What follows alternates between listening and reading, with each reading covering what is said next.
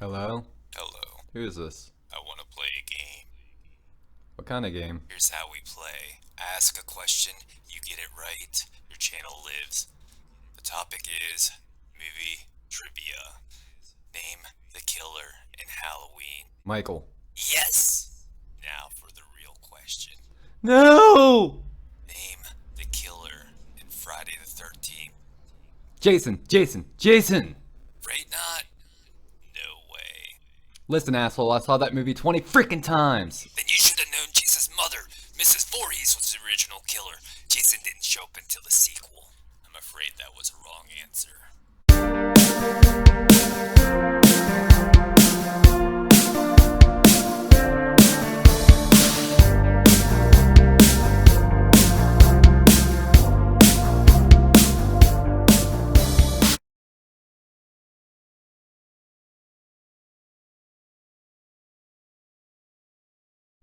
Hello, welcome to Popcorn Daddy. Today we will be reviewing Friday the 13th, 1980.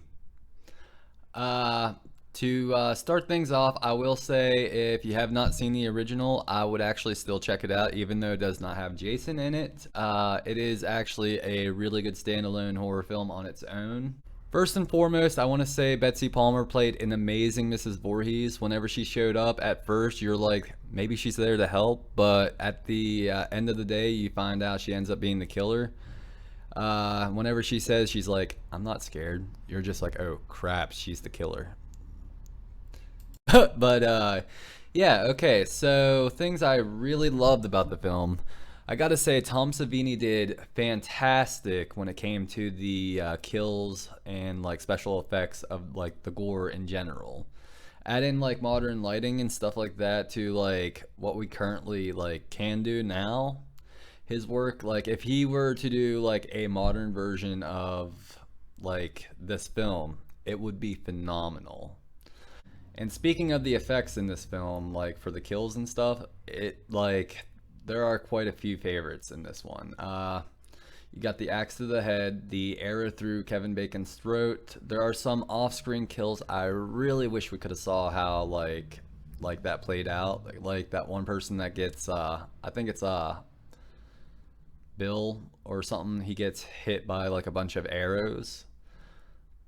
Uh, but yeah, like some of these kills, I really wish we did get to see. That's one of my negative quips about this film. Aside from that, like I gotta say, Tom Savini did a phenomenal and spectacular like job on this. And speaking of characters in this film, I really did not feel a specific way towards any of them. I just kind of felt like they were there just to be like gore candy. I did not really like them. I did not necessarily hate them. Overall, I did say they were a pretty solid, well working cast, like as a group. They actually played off each other pretty well. Another thing that I liked about this film is it also had Kevin Bacon in the film. Sadly, he was not in the film too long, as well as he didn't really have too many lines, which was kind of disappointing. However, the way he ended up getting killed was actually pretty nice. He got an arrow through the throat, and like just the way like it was shot, just kind of looked amazing. Just to throw that in there. Okay, another thing I love about this film has to be the atmosphere. Out of all the Friday the 13th films, I believe this one actually has the most campiest feel to it. Overall, I would actually describe like it's not just like a horror, like it actually has a like actually feel good hearted campy vibe to it as well. As well as another thing I love is Ralph.